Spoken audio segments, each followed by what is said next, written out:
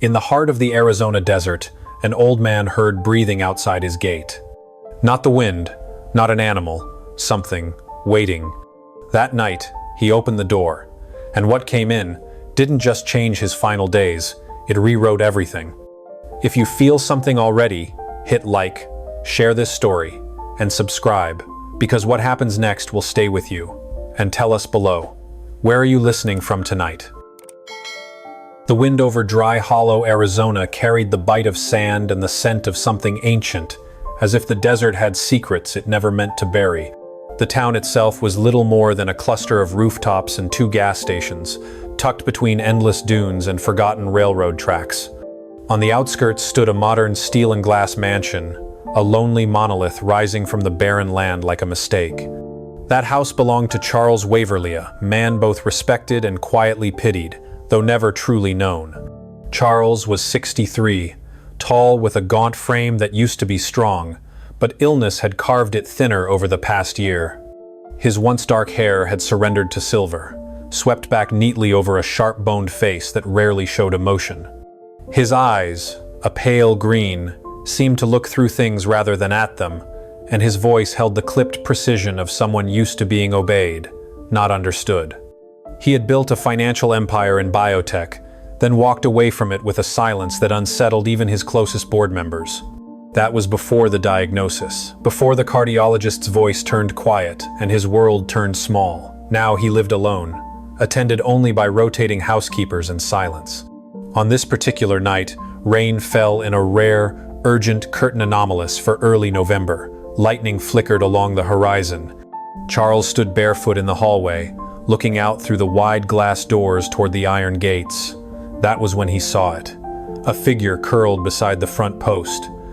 At first it was only a shadow, shapeless, motionless. Then the porch light flickered on. The shape took form, a dog. Large, soaked through, and slumped in a way that spoke of dacer, weeks without food or kindness.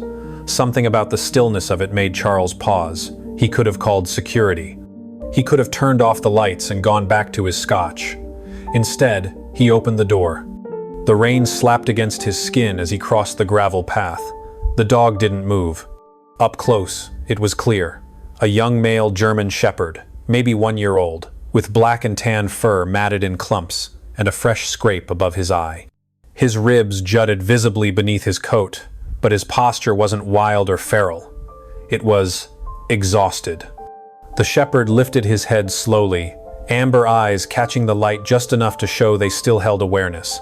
Not fear, not anger, just something tired and watching. Charles crouched slowly, ignoring the water seeping into his robe. "You're a mess," he muttered, unsure whether he meant the dog or himself. The shepherd didn't growl or flinch. He simply looked at him. "Well, hell." Charles stood and motioned toward the porch. "Come or don't. I'm not dragging you." He turned. Footsteps followed. By the time they reached the foyer, the housekeeper Lana, short, brown-haired, and practical, stood waiting with a towel. "Sir?" she asked, eyebrows raised. "He stays for tonight," Charles said flatly. "Clean him up, get him something soft." Lana didn't argue. She never did. Later, the dog lay curled on a fleece blanket near the hearth in Charles's study, firelight flickering over his damp coat. He hadn't made a sound. Charles sat in his leather chair, a glass of bourbon untouched in his hand, watching. He didn't know why he had let the dog in. He just had. Maybe because it was the first thing in a long time that had looked at him like he still existed. Maybe because the ache in his chest felt less sharp now that someone else was breathing nearby. When the dog finally lifted his head and met his eyes again, Charles said the name out loud without thinking. Ryder. The dog's ears twitched, but he didn't move. Charles nodded to himself. That'll do. The storm raged through the night, but for the first time in months, Charles didn't feel entirely alone. Outside, the desert swallowed the rain. Inside, 2 quiet beings shared the warmth of a fire, and something even quieter still, an agreement, unspoken, that neither of them quite understood yet. Just one night, Charles thought. One night, and then he'd call animal control. But when he rose the next morning, Ryder was still there. So was the silence, but it had changed. The morning sun over Dry Hollow came without apology, spilling through the long glass windows of the study and casting golden stripes across the floor where Ryder lay, still asleep. His breathing was steady now, deeper than the shallow rhythm of the night before, and Charles noticed, though he never said it aloud, that the dog's presence had altered something in the air. Not quite peace, but a thinning of the usual weight. Charles had intended to call animal control by breakfast. Instead, he found himself watching Ryder's chest rise and fall, then turning back to the kitchen without dialing any number. By the time he returned with leftover steak and a bowl of water, Ryder had lifted his head. Those amber eyes met his again, not pleading, just waiting. That was the first moment Charles truly hesitated. Lana, the housekeeper, stepped in as he stood there. She had been working with Charles for nearly a year, a middle-aged woman with quiet efficiency and strong arms. "You keeping him, sir?" she asked flatly, folding a dish towel over one shoulder. Charles didn't respond. Not yet. But he placed the bowl down anyway, and Ryder crawled toward it, weak but willing. That day passed slowly. Ryder stayed close to the hearth or followed Charles at a cautious distance, never barking, never begging. He was too thin to be noisy, too observant to be ordinary. By the third day, something shifted. Charles entered his study after a morning walk and found Ryder standing rigid near the hallway closet, growling low at the cabinet door. The sound was more instinctive than aggressive, a growl laced with memory. Charles frowned and opened the door. Inside was a small box of medical supplies, antiseptics, syringes, an old oxygen mask. Ryder backed away as if scorched by something invisible. Charles closed the door slowly, his brows drawn. Later, in the guest bathroom, it happened again. Ryder stood frozen in front of the mirror where a white lab coat hung behind the door, his tail lowered, his ears pinned. Not fear recognition. It struck Charles as strange. That afternoon, Charles sat at the edge of his bed, staring down at the dog curled near the footboard. "You've seen things," he murmured. Ryder blinked slowly. "Me too." With nothing better to do because dying had a way of rearranging a man's priorities, Charles began digging. Not in the literal sense, but with the precision of an old investor, he began examining. He took photos of Ryder's left hind leg where the fur had grown over a faint surgical scar. He gently inspected the dog's ribs and spine and found evidence of an old fracture healed just slightly off-center. There was a small patch of fur on his right flank that didn't grow back fully, and his left ear had a clean notch near the tip. Every mark told a story. Together, they told a history that didn't begin in the desert. Charles reached out to Dr. Denise Adler, a retired veterinarian he'd once met at a private fundraiser in Phoenix. Denise was in her late 60s, with a kind face framed by white curls and the dry humor of someone who'd seen too many things to be sentimental. She arrived 2 days later in a rust-red SUV, bringing a portable scanner and a well-worn medical bag. Ryder didn't bark. He simply watched her, head tilted, as she knelt in front of him. "He's been handled before," Denise said softly, brushing her fingers beneath his jaw. "See this calm? That's not instinct, that's training." She ran the scanner along his neck. "Nothing." She checked his paws, teeth, spine. "He's young, maybe a year or a bit more, still growing into himself.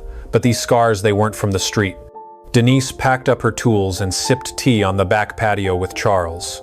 The sun was sinking low, the desert sky softening into orange. "I've seen dogs like him before. Therapy dogs. Some military, some medical. They're trained not just to obey, but to observe, to comfort, and sometimes to warn." Charles nodded, watching Ryder through the glass door. The shepherd sat still, ears flicking occasionally, as if tuned to something the rest of the world couldn't hear. That night, Charles didn't take his medication.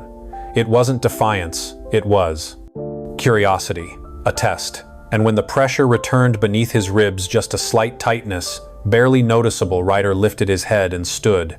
He walked over, sat directly in front of Charles, and placed one paw gently against his knee. It wasn't a trick, it wasn't trained behavior, it was knowing. From that moment forward, Ryder was no longer a guest. He wasn't a stray, he was something else, mirror, maybe, or a witness. Charles didn't label it, he only accepted it. And he began to sleep again, not every night, but some, and that was enough. It was the kind of morning that hinted at change without announcing it, the air crisper than usual for a desert town. The light stretched longer across the canyon walls. Charles Waverly drove into Dry Hollow for the first time in over a month, not out of need but restlessness. Ryder rode in the back seat, silent as always, his amber eyes watching the road ahead with a stillness that made Charles glance back at him more than once. The appointment was with Dr. Weller, a tired but kind-hearted physician who ran a modest clinic next to a hardware store. It was routine blood pressure, heart rate, reminders of mortality tucked into polite medical language, but Charles left with something else echoing in his chest. Not pain, not fear, just the strange weight of being seen again. On the way home, they stopped at a dusty gas station just past the outskirts of town, the kind that hadn't updated its signage since the 80s. Charles stepped inside for water and headache pills. When he came back, Ryder wasn't in the car. He found him instead around the corner, crouched low beneath a row of empty propane tanks, staring silently at a small figure huddled behind an overturned trash can. A boy, barefoot, wrapped in a threadbare hoodie 2 sizes too big, and clenching a fast food bag so tightly it looked like it might be the last thing he owned. He couldn't have been more than 9 or 10. His hair was dark, unwashed, his skin sun-reddened from too many days outside, and his eyes, when he finally looked up, were the same kind of guarded Charles recognized in himself. "Hey," Charles said, voice low but not soft. The boy tensed, shifting back like a cornered animal. Ryder didn't move, just sat down, ears perked, tail brushing slowly against the gravel. "You okay?" No answer. The boy's knuckles whitened around the bag. Charles exhaled, glanced at Ryder, then crouched. "He's not going to hurt you. Name's Ryder. He doesn't bark much, doesn't bite either." The boy stared at the dog. Ryder stared back. Then, slowly, impossibly, he stood and took 1 step forward. Ryder didn't move. 2 more steps, and the boy reached out with 1 hand, shaking. Ryder tilted his head and leaned gently into the touch. It broke something. The boy dropped to his knees and let out a sound that wasn't crying. Not quite, but close. Charles stood in silence for a long moment, then said, "Where's your family?" The boy wiped his nose on his sleeve and murmured, "Don't have one." They waited there for nearly 20 minutes before a woman stumbled out from behind a rusted truck. Mid-30s, bleached hair pulled back into a messy knot, eyes hollow from something stronger than sadness. She reeked of cheap whiskey. "Leo," she slurred, voice hoarse. "Get in the damn car." The boy didn't move. Charles stepped forward, voice low but clear. "Ma'am, he's not safe with you like this." She blinked, then laughed bitter, cracked. "He's my kid, old man, not yours." She didn't wait for a response.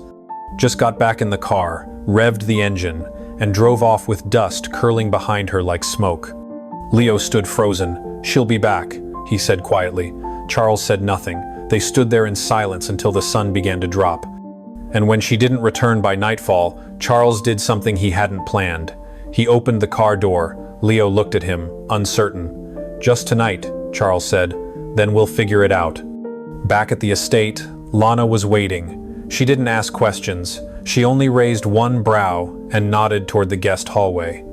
Leo ate in silence, sitting on the floor by the kitchen island, picking at toast and scrambled eggs like they might disappear if he looked away. Ryder stayed beside him, unmoving, a quiet sentry. Charles watched from the study, heart-tugging with a conflict he couldn't name. The boy didn't talk much, but when he did, it came out in Peasish's name, that he was 10, that he used to live near Tucson before things got weird. He didn't explain what weird meant. Charles didn't push. That night, Charles passed Leo's room and heard him whispering. Not to himself, but to Ryder. The dog had climbed onto the rug beside the bed, and Leo was curled around him like a child afraid to fall. "You're better than people," Leo said softly. Ryder blinked, pressed his nose gently to the boy's shoulder. Charles watched for a while, unseen, then he walked away and didn't sleep. The next morning, there was no talk of the boy leaving, no calls to social services, just an extra plate at breakfast and a second towel on the rack. Ryder now moved between them like a bridge watchful, knowing. The boy didn't thank Charles, but one afternoon, while they sat quietly on the back patio, Leo asked. "Is this your house forever?" Charles nodded. "Until I can't be here," Leo shrugged. "Guess I'll stay till then." And just like that, Charles realized the quiet in his house had changed again. It wasn't just being filled, it was being reshaped. A week had passed since Leo moved into the Waverly estate, though no one had used the word moved. It was as if the boy had quietly blended into the rhythms of the house, fitting himself into corners and routines like he had always been there. He didn't ask for anything, didn't demand attention, but Ryder followed him with the same silent loyalty he had once reserved for Charles alone. Most mornings, Charles found them together on the back steps, Leo barefoot, sipping orange juice from a chipped mug, and Ryder resting beside him, head on the boy's knee, eyes scanning the wide desert for nothing in particular. The silence was no longer heavy. It had shape, even comfort. It was on one of those late afternoons, with light slanting through the library windows in long golden rays, that Leo made his discovery. Charles had gone into town for his medication, leaving Leo alone for the first time since he arrived. Ryder stayed with him, trailing the boy's every move with quiet interest. Leo had wandered into the second-floor study room. Charles rarely used and opened drawers with the idle curiosity of a child who'd never lived in a house where things were neat enough to be hidden. He wasn't looking for secrets. He just wanted to see. One drawer stuck slightly before giving way with a dry scrape of wood. Inside was a stack of yellowing papers, a broken watch, a leather wallet, and a photograph bent at the corners, but preserved. It showed a young woman with sharp green eyes and long auburn hair standing next to a man who looked very much like Charles, only younger and smiling. In her arms, a toddler barely 2 years old, curly dark hair and round cheeks grinned into the sun. On the back, in faded ink, were the words, "Rachel, Summer, Leo, 2013. Leo stared at it for a long time. The boy in the photo had his nose, his jawline, even the same uneven hairline he'd always been teased for. He didn't need to ask. He already knew. When Charles returned, he found Leo sitting in the main hall with the photo in his lap, Ryder beside him like a statue. Charles froze in the doorway, keys still in hand. The boy didn't look up. "Why didn't you tell me?" he asked, voice flat. Charles didn't speak for a long moment. When he did, his voice was low. "Because I wasn't sure, until now." Leo's eyes lifted, searching the man's fascinate for lies, but for something harder, the truth that hurts more than silence. "She was your daughter?" Charles nodded. "Rachel, my only child." His voice cracked, just a little. "We fought. After her mother passed, she drifted further from me every year. Then she disappeared altogether. No goodbye. No note, just gone." He sat down slowly across from Leo, shoulders heavy. "I tried to find her. For years. I hired people, checked hospitals, shelters. Nothing. I didn't even know she had a son." Leo's fingers tightened around the edge of the photo. "She died last year," he whispered. "In her sleep. In a motel outside Mesa. We'd been living in the car since then. Sometimes she'd leave me with people. Sometimes I was alone." Charles closed his eyes. The pain that rose in him was different than illness. It was sharper, colder, and all the heavier for having nowhere to go. "You didn't deserve that," he said quietly. "None of it." He looked at the boy, really looked, and saw more than resemblance. He saw the ghosts that lived behind his eyes. "You're my grandson," he said. Not a question, not a guess, a reckoning. Leo didn't cry, but he didn't look away. "You still want me here?" The question was not naive. It came from someone who had been unwanted too many times to expect otherwise. Charles leaned forward, his voice firm. "I should have found you sooner. I didn't. But if you'll stay, you'll never wonder again." That night, Leo didn't sleep in the guest room. He curled up in the big armchair in Charles's study, Ryder at his feet. Charles didn't send him upstairs. He just lowered the lights and placed an extra blanket nearby. The house was quiet, but it no longer felt like a place full of ghosts. It felt like a place being reclaimed. Later, as he stood in the kitchen pouring a glass of water, Charles stared out into the yard. For a moment, he saw his late wife only in memory, a flash of red hair, a laugh from another decade. He whispered her name. Then he whispered another, "Rachel." The night didn't answer. But somewhere upstairs, Ryder let out a low, steady sigh, as if sensing something had settled. And in that stillness, Charles made himself a silent promise. He would not fail Leo the way he had failed his mother. Morning came slower these days. The air over Dry Hollow had softened with spring, the desert winds a little warmer, the silence of the Waverly estate not as hollow as it once was.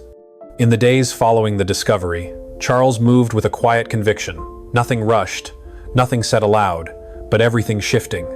Leo had begun calling him Grandpa without ceremony, as if the word had simply been waiting inside his mouth all along. Charles never commented on it, but once, when Leo wasn't looking, he stood still in the hallway just to let the sound echo in his mind. The house began to change. At first it was subtle. New towels in the bathrooms, cabinets rearranged for smaller hands, a second chair added beside Charles's reading nook.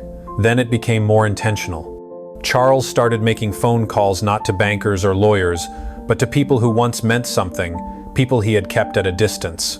Among them was Helen McCarthy, a woman in her early 60s with short gray curls, sharp eyes behind wire-rimmed glasses, and a voice that carried both command and compassion. She had been a trauma nurse for over 3 decades, most recently in pediatric palliative care.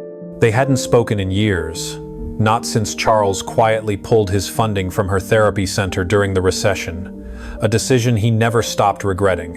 When Helen stepped into the house again, she didn't comment on the size or the silence. She bent down to greet Ryder first, running her hand along his back and whispering, "You look like you've been saving lives." Ryder gave a soft huff in return. Leo watched from the hallway, half hiding behind the doorframe. Helen noticed but didn't approach. She only smiled, then turned to Charles. "What do you want from me?" she asked. Charles looked out the window. "Help me make this place useful. I've spent too many years with rooms that hold nothing." Over the next few weeks, the estate transformed. It was still a home, but now it was something more. The western wing, once used only for guests who never came, was repainted in soft tonessage, sky blue, warm beige. Helen supervised quietly but firmly, directing deliveries of bunk beds, bookshelves, and crates of sensory toys. Charles handled permits, zoning calls, medical clearances, with the same precision he once used to close international mergers. Leo helped too, not always with a smile, but always with intent. He scrubbed floors, unpacked books, sorted games. He asked questions about fire exits and chore charts, like he already knew what it meant to take care of others. The first child arrived on a windy Tuesday evening. His name was Jaden, 10 years old, all elbows and silence, with skin pale from too many nights under fluorescent lights. He didn't speak when he came in, only looked at Charles with eyes full of history. Ryder approached him first, as always, slow and deliberate. The boy didn't flinch, didn't reach out, but something in his shoulders eased. He sat down beside the dog without a word. That was all the welcome he needed. By the end of the week, 2 more arrived.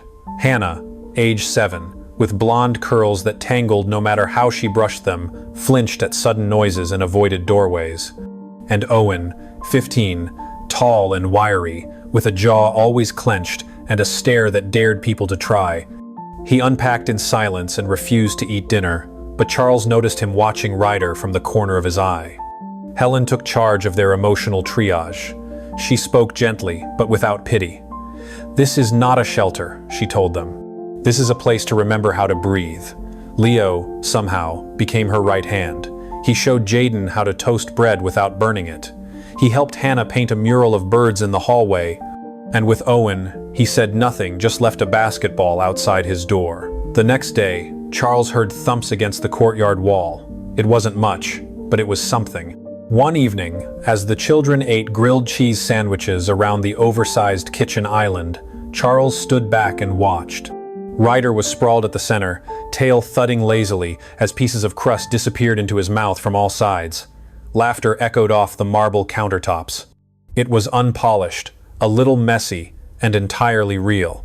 Martha, the longtime housekeeper with a bun always halfway undone and a voice that carried through walls, leaned on the counter beside Charles.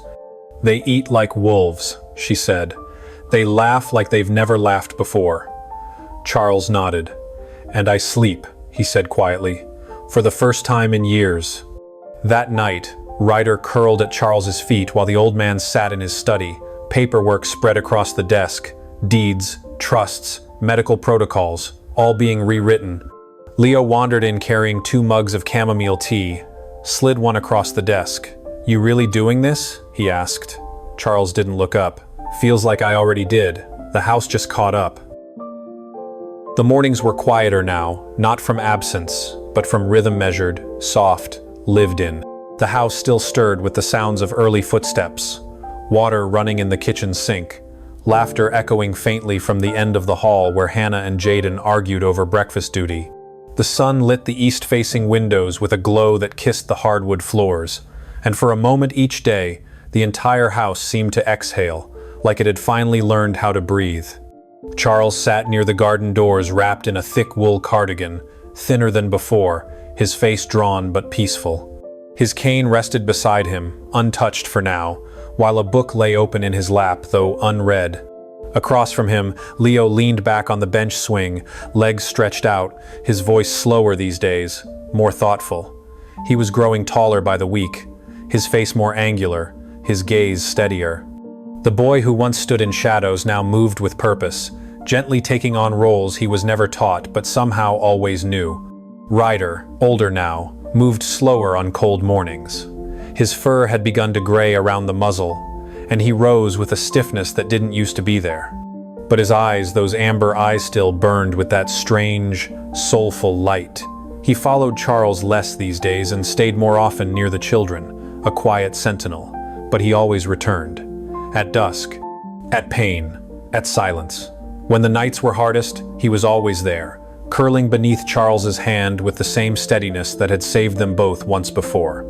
The children had multiplied 3 more, had joined in the spring, each with their own history etched into posture and silence. Owen had grown into a quiet protector, always first to fix a broken doorknob or guide the little ones through math homework. Hannah, with her gentle hands, had taken to tending a flower patch out by the fence. And Jaden, who once flinched at footsteps, had begun reading aloud in the library on Tuesday evenings, his voice gaining strength with every chapter. Charles watched it all from a calm distance, his health declining more visibly now. He no longer walked the full hallways, but the house came to him stories, music, snippets of laughter carried on the breeze through open windows. He often sat in the sunroom with Ryder at his feet, Leo nearby, Helen dropping in with tea or notes from the city council. The house was no longer his alone. It belonged to the rhythm they had built together.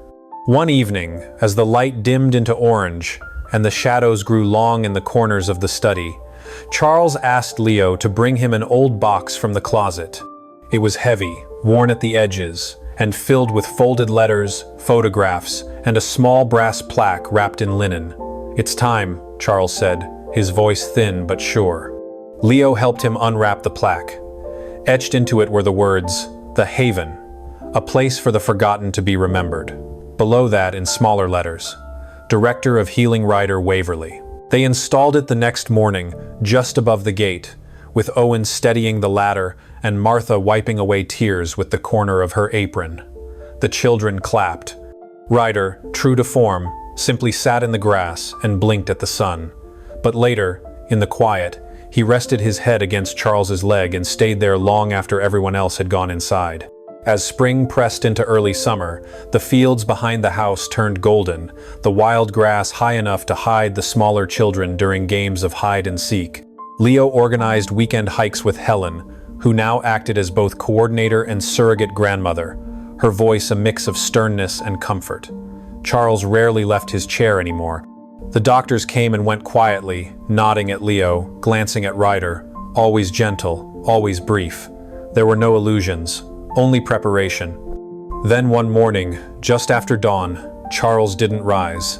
He sat still in his chair, one hand resting on Ryder's back, the other holding a note folded in half.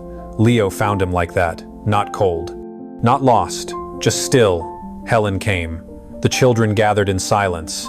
There was no ambulance, no strangers, just the people he had built this life for, standing in the golden light, holding the stillness gently between them.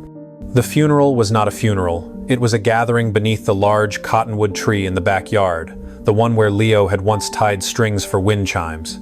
Ryder stood beside the stone that bore Charles's name, unmoving, as the children laid flowers wild, messy, imperfect. Owen read from a letter Charles had written weeks before. And when the breeze passed through the branches above, it carried the scent of sage and sun-warmed soil and something like peace. Years later, Leo stood at the same cottonwood tree, now tall and broad-shouldered, his hair longer, a streak of silver above one ear. The house behind him had grown new wings, a therapy barn, even a small schoolhouse with a hand-painted sign. But the spirit had stayed. Children still came, and dogs still roamed the halls. And on quiet mornings, if you walked into the garden at dawn, you'd find Ryder's resting place beside Charles's, marked by a single stone, smooth and unadorned, with only one line carved beneath a paw print. He stayed until the end. Sometimes, the love that saves us doesn't arrive with grand gestures or perfect timingit, comes quietly, on 4 tired paws, or in the eyes of a child who still believes in second chances. What we build with that love, even in the last seasons of life, can outlive us in ways we never imagined. If this story found its way to your heart, let it stay a little while longer. And if you'd like to hear more stories like this, you're always welcome here. Just follow the voice, and maybe leave a little light on by subscribing.